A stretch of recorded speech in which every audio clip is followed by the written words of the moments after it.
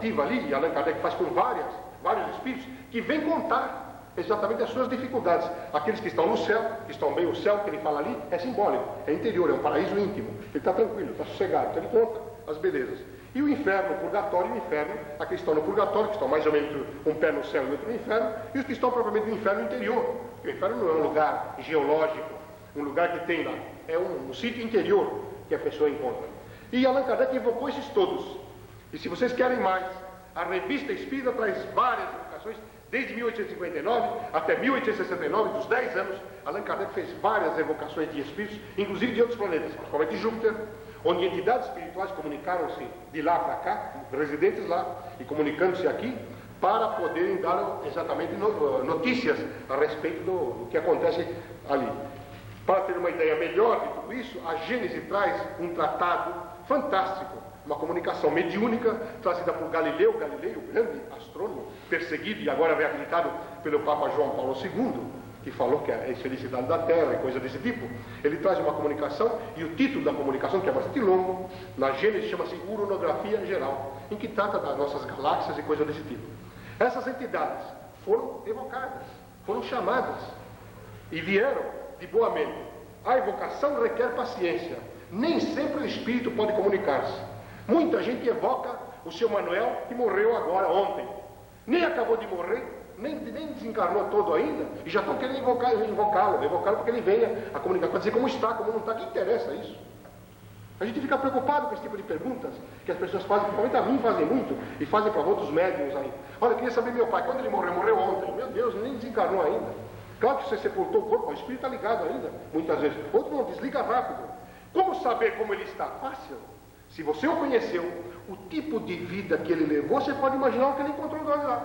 Porque nós somos, Jesus fala no Evangelho, tudo que ligardes na terra será ligado no céu. Tudo que desligardes da terra será desligado no céu.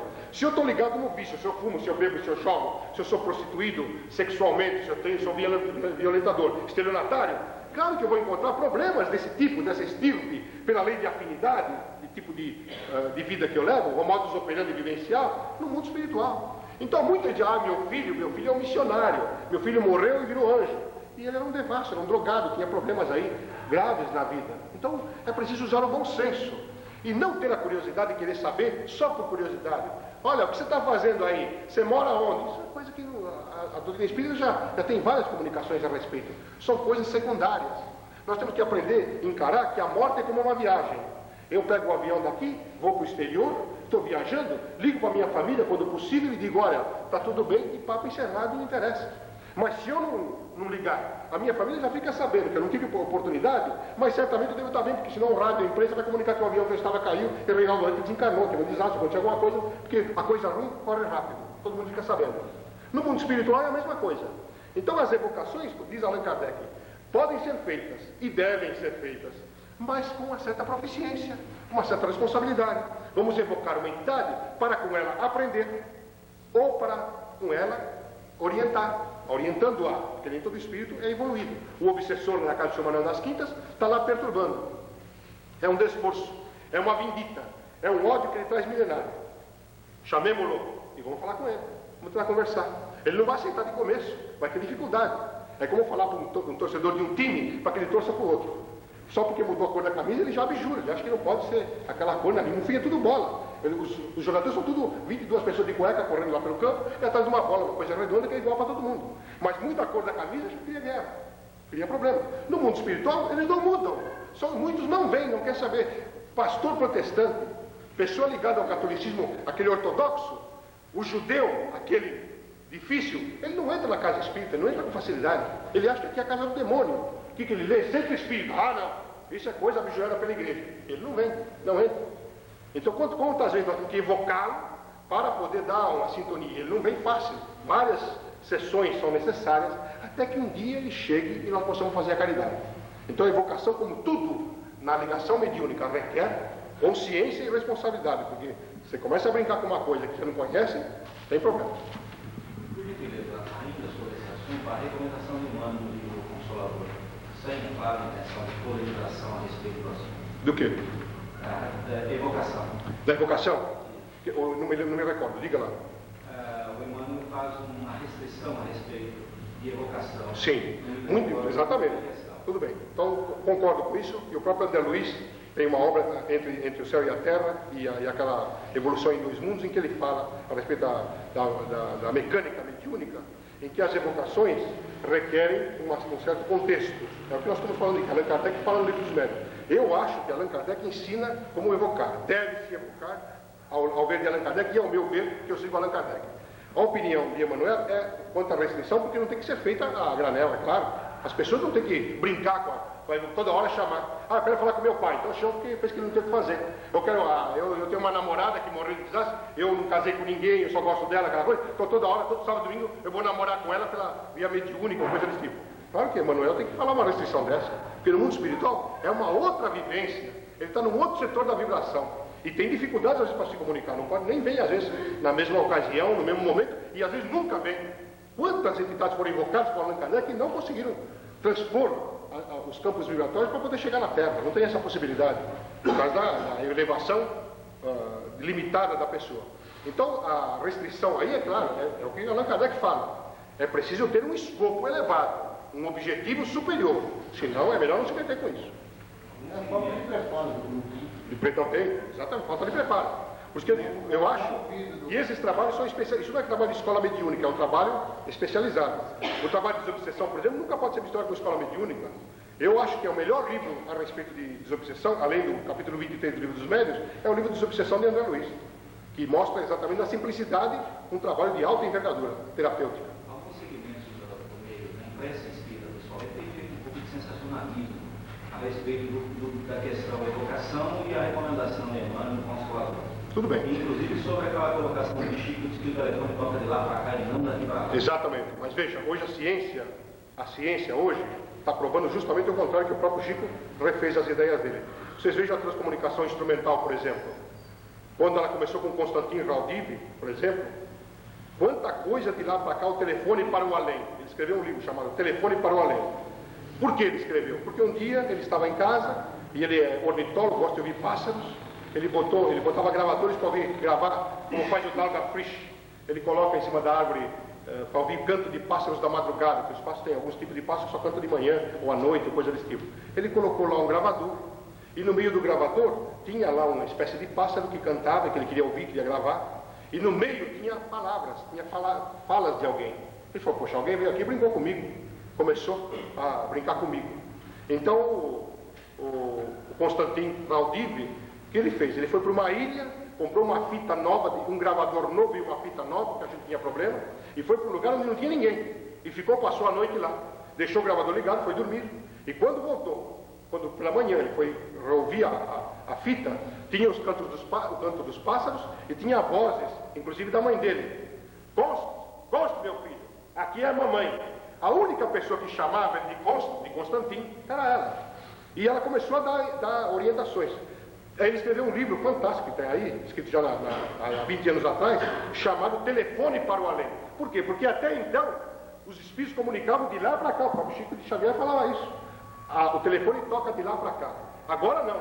Com a transcomunicação instrumental, principalmente com esse planeta Marduk, que tem comunicado muito com os transcomunicadores aí, da estação Zeitstrom, que quer dizer a estação do Rio do Tempo, que tem que se comunicar, entidades que moram nessa localidade, tem se comunicado para cá, eles é que têm transmitido. Tanto é verdade que agora a recente pesquisa, e tem muita gente que duvida disso, hein? Muita gente não acredita nisso, muita gente não aceita esse tipo de coisa, mas eu participei de um congresso e vi de perto estudiosos a respeito do assunto, vi que a coisa é muito elevada, tanto que o Chico Xavier falou, pena que vocês estão chegando agora, a hora que eu estou indo embora, porque isso vem revolucionar o meio de comunicações, não que a mediunidade vai ser abjurada, isso vem apenas para aperfeiçoar uma espécie de comunicação. Nesse Mag Fischbeck, esse pessoal finlandês, holandês, não me lembro bem lá, de Luxemburgo, da cidade de Luxemburgo, eles saíram um dia de casa, eles são transcomunicadores. E eles sempre quando saem deixam os aparelhos ligados para que algum espírito de lá da estação, da onde eles têm comunicação, queira se comunicar. Mas naquele dia, eles desligaram o fax, desligaram os aparelhos, porque iam demorar-se muito numa festa e foram-se embora. E quando voltaram, perceberam que havia uma mensagem escrita em francês e assinada por Júlio Verne, aquele grande escritor e tal, que criou aí as 20 mil léguas submarinas e tal, e o Capitão Nemo e tal, das nossas emoções. Quando viram aquilo, ficaram embasbacados, cientistas que são, ficaram surpresos. Acharam que havia alguém que tinha entrado na casa deles e feito alguma brincadeira. E os espíritos mandaram uma comunicação dizendo que eles haviam ligado de uma forma que até hoje ainda não explicaram. Ligaram o fax deles, transmitiu o Júlio Verne a comunicação, desligaram o fax e deixaram a mensagem lá. Eles não acreditaram, foram para o Instituto de Grafologia de Luxemburgo, fizeram uma perícia grafotécnica para ver a assinatura, se era de Júlio Verne, com os documentos que eles tinham de Júlio Verne, portanto, ele era escritor, escreveu muita coisa, e eles têm registros lá, e constataram positivamente que a assinatura era de Júlio Verne. Mesmo assim, não se contentaram, foram para Londres, procuraram a perícia grafotécnica sem dizer nada, os peritos da Scotland Yard, em grafologia, fizeram um estudo de grafotécnica todinho e disseram, a assinatura deste é daquele, que era o próprio documento assinado em vida por Júlio Verne. Então os espíritos, hoje, porque esse negócio de afirmar coisa em meio espírita é meio aventuroso. Porque muita coisa como esse negócio de que os espíritos só se comunicavam de lá, é a verdade. Desde que eu sei, de lá para cá é que as comunicações vieram. O telefone toca aqui, toca lá, não sei o que, aquela coisa. Agora não, é vice-versa. Há as comunicações. O pessoal aqui da TCI, Transcomunicação Instrumental, que a doutora Sônia Rinaldi é uma das maiores estudiosas do assunto, e o doutor Clóvis de Souza Nunes, da Bahia, que são as maiores personalidades no Brasil a respeito, embora o avultamento do estudo é na Alemanha, são os maiores estudiosos do assunto, eles têm se comunicado com entidades espirituais dessa estação Zeitstrom, que é a estação Rio do Tempo, e de lá tem vindo coisas e informações fantásticas a respeito. Isso não tem nada a ver com o espiritismo, mas tem com a ciência espírita, que é comunicação mediúnica, uma comunicação de modo aparelhado, uma comunicação que vem através da eletrônica. Então há mutações, muita coisa, nós ainda vamos rever no contexto, porque nós temos que saber que a natureza, ela vai avançando apesar dos homens. Como dizia Leopoldo Machado, o espiritismo vai com os homens, sem os homens, apesar dos homens. Ele vai atingir o seu escopo. Ninguém tira mais. Quando Allan Kardec trouxe e sedimentou com o Consolador na Terra, que é o espiritismo, não tem mais nada aqui que vai tirá-lo daqui. O que vai acontecer é que os estudos vão sendo cada vez mais aperfeiçoados. Muita coisa do que se fala hoje, Allan Kardec nem abordou. Não tem muito tempo com esse da transcomunicação. Mas quando o Dr. Bezerra de Menezes, em 1915, olha lá, eu fui pregar, fiquei sabendo dessa história, quando fui pregar lá em Lavras, que falava 2, 3 vezes nessa cidade, e estando com o espírito da Ivone Pereira, que veio lá nos receber, inclusive, e tudo mais, havia uma comunicação, um registro, que ela mesma fez, num livro dela, chamando Devassando o Invisível, em que o Dr. Bezerra de Menezes comunicou-se através de um médium, não sei o que, Labate. Esse médium era um caipirão do mato lá, uma pessoa que não tinha estudo nenhum, nem nada. O Dr. Bezerra comunicou-se por ele, via psicofônica, que foi registrada, dizendo que os espíritos apareceriam um belo dia em telas, que iam aparecer em aparelhos e tal. Nossa, o médium foi achincalhado na época, foi tido como obsedado, foi perseguido, foi expulso do centro espírita, ele só podia ir a tomar passe, não podia comunicar-se mais, teve um problema danado. Hoje está provado que os espíritos estão aparecendo na televisão, com esses aparelhos da transcomunicação instrumental. Então vejamos que a ciência avança. E por isso que o médium precisa se aperfeiçoar. Essa coisa piega de bate na mão, aqui é o fulano de tal, vai ficar à direita do aparelho, isso é bobagem, isso não se usa mais. A comunicação mediúnica é uma interseção vibratória altamente positiva e especializada, que é de pensamento a pensamento.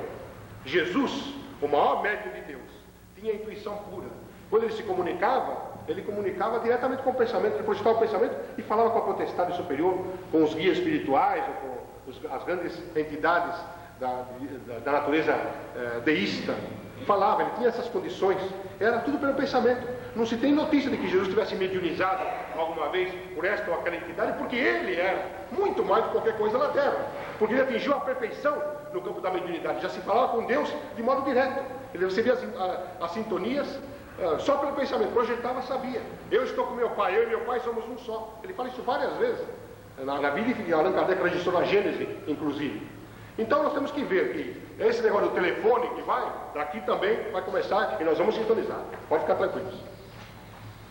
A sessão possessiva, depois de não tratar o tempo, ela pode lesar também? A pergunta é boa. A obsessão possessiva, ela é a subjugativa que chama, que Allan Kardec trata de subjugação, possessão. Ela, claro que o espírito, porque veja, o espírito comunicante é um espírito de baixo campo, embora muito mais inteligente do que a própria vítima, por isso que ele é o obsessor dela. Ele vai lesando os órgãos cerebrais da pessoa. A pessoa pode chegar... Quem estuda muito bem isso, fantasticamente bem, é o Dr. Bezerra de Menezes. Quem gosta de obsessão, desobsessão, estude essa obra, A Loucura sob o Novo Prisma. Porque ele teve 2 filhos que eram psicopatas, tiveram problemas. E ele escreveu e faz uma distinção entre a loucura médica, cerebral, problemática, no campo da psique, e tem aquela outra loucura sob o Novo Prisma, que é a obsessão, que é a atuação de entidade desencarnada sobre os neurônios, sobre os movimentos intra-orgânicos, psico-orgânicos desse ou daquele paciente dentro, daquela vítima, que seria o nome mais adequado. E claro que uma entidade, ela tem a possibilidade, depende do grau de evolução negativo dela, ela pode, claro, comprometer os genes da pessoa. Tem pessoas que são levadas a problemática. Olha, o Gregório de Rasputin, quem já ouviu falar nesse ser aí, ele foi considerado o mago negro da Rússia.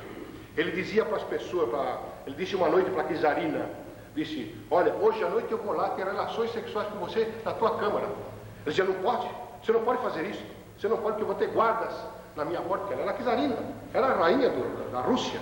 Como ele poderia entrar lá? Ela punha guarda da porta, guarda da janela, guarda em volta, dentro da alcova e tudo mais. Quando ela acordava, ele já tinha feito a relação com ela, porque ele desdobrava e fazia desdobramentos noturnos no campo da obsessão encarnada. Foi um dos maiores obsessores que teve, e um dos grandes médios de estudo, para nós que estudamos, foi um dos grandes médios, só que no setor negativo, e acabou muito mal, porque ele acabou assassinado, aquela coisa. Esse Gregório de Rasputin, tem tantos Gregórios de Rasputin aí, desencarnados, que podem fazer isto. Mas como não conseguir? Quer dizer que então nós estamos submissos a uma entidade que diz: olha, à noite eu vou fazer isso com você, vou fazer tal coisa, e eu tenho que aguentar. E o que ensina a doutrina espírita? A oração. Vigiai e orai para não cair em tentação. É o maior obstáculo. Quando eu não quero, espírito nenhum comunica, não tem isso. E como fazer? O médium obsedado, e ensinando a ele. Tanto que a doutrina espírita ensina que é preciso atuar sobre o médium primeiro, antes de querer falar com a entidade. Quando fala com o médium, está falando com a entidade. A entidade está sempre à espreita, está sempre sintônica. Então educa o médium. O médium cria instrumentos de proteção, de autoproteção, em que o espírito uma hora não consegue atingir. É aquela história do convencimento. Mas o que acontece com o obsediado? O epilético, por exemplo, que é uma das fases mais agudas da obsessão, a idiopática e a sintomática. A idiopática, em que a entidade atua de modo tremendo. Ele toma, a palavra entre aspas, claro, o espírito, o corpo do médium, e ele espuma, ele arranja os dentes, ele morde a língua, ele tem problemas, se bate, se esbate, ou para, fica catatônico, cataléptico, arregala os olhos, para, aquela coisa. O que acontece? Chamados hidrópicos antigos. Tinham portadores de hidropisia. Era uma pessoa que espumava tanto, jogava tanta água pela boca, que eles falavam que eram hidrópicos, tinha problema de água na boca. Pois bem, as entidades espirituais tomavam essas pessoas porque eles não tinham conhecimento nenhum. Eles se achavam endemoniados. Então, no tempo antigo, estudem História do Espiritismo de Conan Doyle, vocês vão ver os irmãos Davenport, que eram obsedados. O que faziam as pessoas? Chicoteavam eles, estavam sempre pelados e surravam ele. Os índios aimorés, quando tinha no meio da tribo pessoas que eram obsedadas, o que eles faziam? Viravam eles de perna para cima, seguravam com as pernas assim, e batia com a cabeça deles no chão, na pedra, ia batendo, até sangrar. Quando sangrava na narina e na boca, saía bastante sangue, porque o cérebro era lesado, e saía por todos os poros pela orelha, o espírito tinha fugido. Claro, a pessoa desmaiava, o espírito não podia tomar conta. Entende? Pois é, quanta coisa se tem desses absurdos que o espiritismo vem hoje esclarecer, porque as pessoas não tinham conhecimento. Então hoje as obsessões são muito mais fascinadoras. Você vê esse Saddam Hussein, por exemplo, tá lá mexendo de novo, diz que vai guerrear outra vez lá, vai atacar o Iraque de novo. Estão falando, é claro que a imprensa aumenta um pouquinho e tal. E os Estados Unidos já está tendo, com o problema do Haiti, lá com aquela miséria do Haiti e tal. Mas o que é?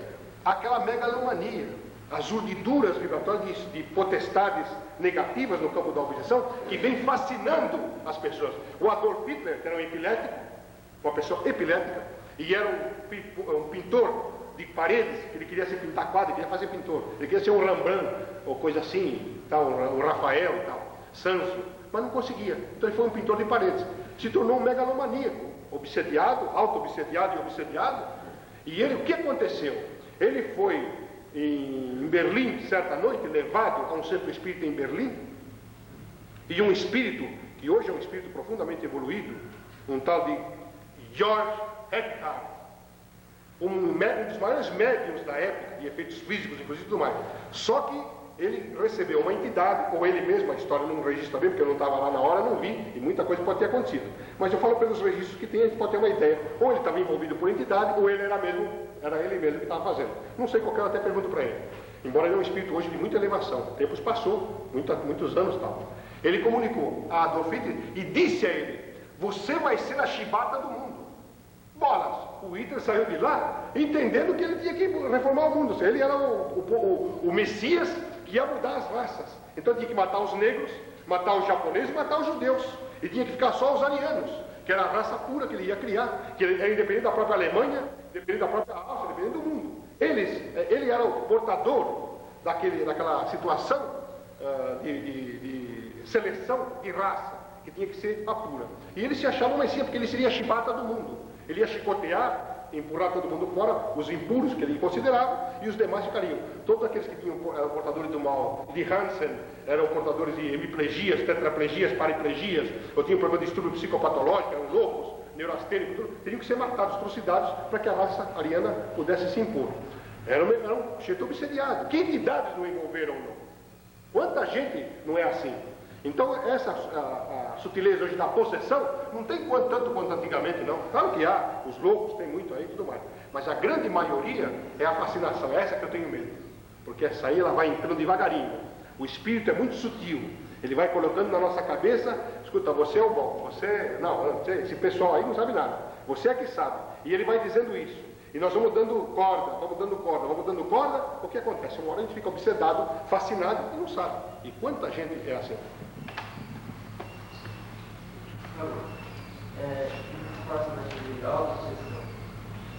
Isso Allan Kardec não estudou, a não ser no egoísmo. Questão 913 e seguintes do Livro dos Espíritos, e estudou muito bem, com muita proficiência ainda, estudou no capítulo 7, item 11 do Evangelho segundo o Espiritismo. É uma problemática esse negócio do egoísmo, que hoje nós tratamos de auto-obsessão. A egolatria é uma doença crassa no ser humano. Todos nós, um pouquinho ou muito, somos egoístas. Gostamos. O meu filho, o meu carro, a minha mulher, o meu marido, o meu. O pronome possessivo, ele vem vindo. Eu gosto de todo mundo, mas não se meta com a minha família. Eu acho que os filhos de todo mundo são tudo muito bom, merece isso, merece aquilo, mas o meu filho é melhor. O meu neto e o neto. O avô é o pai que o filho amansa para o neto poder montar, diz o ditado. É uma verdade. O meu neto é o mais lindo do mundo. É o melhor, ninguém toca e coisa desse tipo. Essas coisas isso é próprio do egoísmo da pessoa. Isso, alguns são até meio infantis e tudo bem. Mas há egoísmos graves, que gera a auto-obsessão.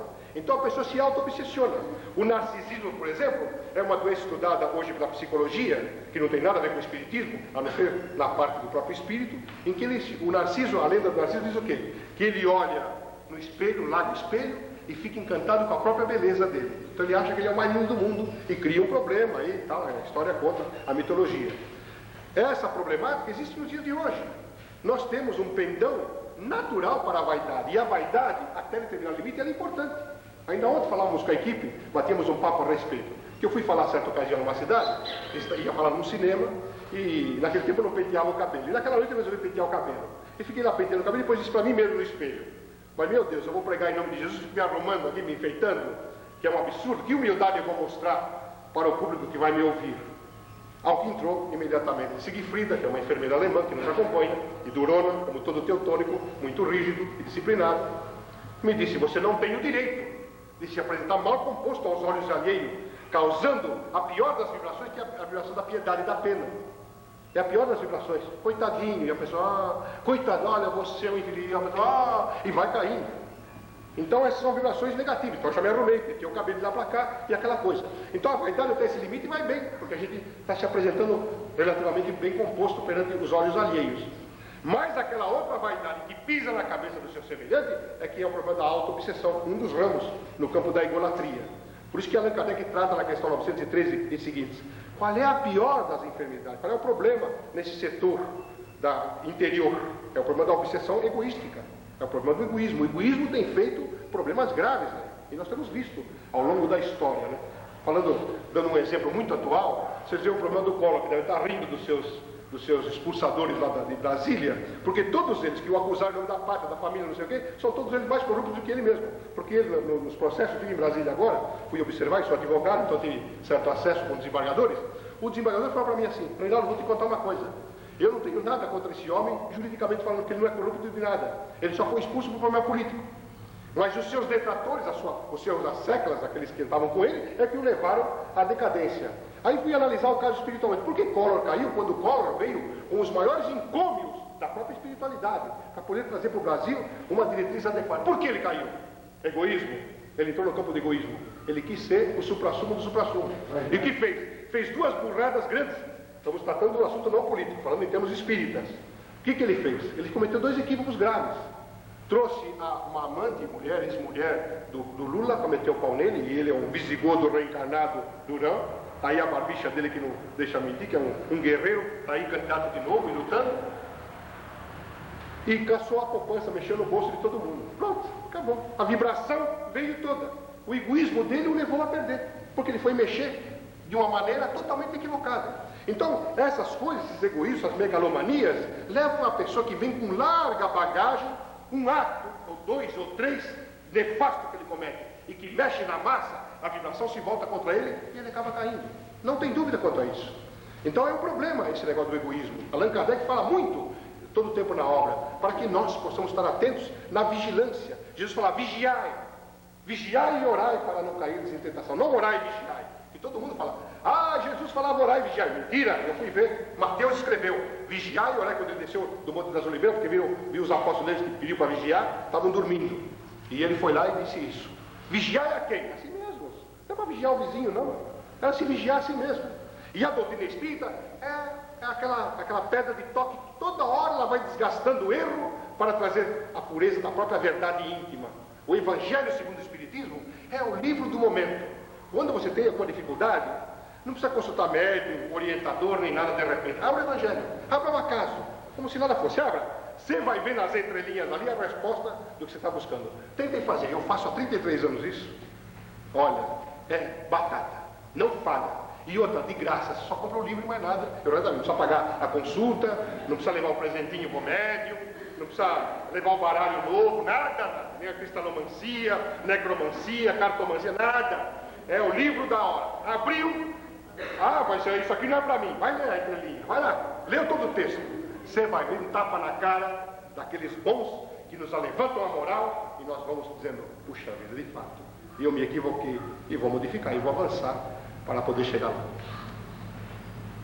Doutor Arnaldo, porque às vezes uma pessoa, é uma pergunta simples, por que às vezes uma pessoa que é boa, não tem maldade, né, dedica de uma forma ou de outra boas ações na questão profissional e tal, ela é perseguida, ela é tentada mesmo, né, escutando, orando, né, até pelos seus assessores, superiores. Por que ela é tão perseguida, tão vilipendiada? Coincidentemente, ela falava entre aspas, é claro, Allan Kardec fez essa pergunta aos espíritos. E a resposta foi tranquila. Conhece você o recontro da alma daquela pessoa? Sabe a profundidade dela na longa esteira da roda viva das reencarnações, a famosa Sansara búdica? A pessoa hoje, ela faz o bem, ela está, claro, está melhorando, mas aonde ela está? Pela lei de atração do mal que fez? No seu próprio mundo de relação. Ela é atraída como uma condição. Olha, eu sempre falo e tenho aprendido: o amor une, o ódio imanta. O amor une, o ódio imanta, agrega, cola, junta. Se vocês não gostam de Reinaldo, vocês vão para uma rua, ver alguém parecido comigo e tem um gesto, logo lembra de mim. Se vocês vão para uma rua, estou pondo na rua, que rua é essa aqui? Deixa eu ver a placa. Rua Reinaldo, não quero nem ver o resto. Reinaldo, é aquele que eu odeio, que eu não gosto, que eu não vou com a cara dele. E mesmo assim, se vocês não falam de mim, não encontram ninguém parecido, vocês vão sonhar comigo. E vão cair da cama. Porque terão dificuldades, porque o ódio está imantando. O ódio está